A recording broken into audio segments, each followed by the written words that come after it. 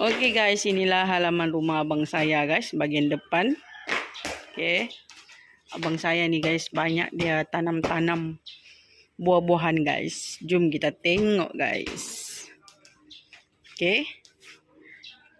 Di sana ada buah nanas guys, buah nanas dia guys, tapi belum boleh ambil lah. Oke. Belum boleh ambil. Masih kecil. Oke guys, jom kita pergi yang tepi. Oke. Oh. Nampak guys, besar. Wow, enak ini guys. Saya ni tidak terlalu suka lah juga dengan jambu, tapi kalau tempat abang saya ni, jambu lah ni saya kerjakan guys. Kita petik lah. Wah, besarnya guys.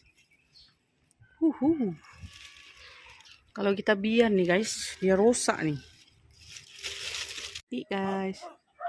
Cuma sekarang nih belum ada lagi yang masak guys. Oke, dia masih hijau lagi. Belum tua.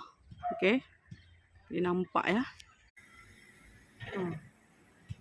Nih, dia ada ayuan perosak guys. Ni putih-putih nih. Tidak tahu dari mana datangnya nih guys. Dia selalu buat rosak nih dengan buah nih. Padahal buah ni enaknya guys.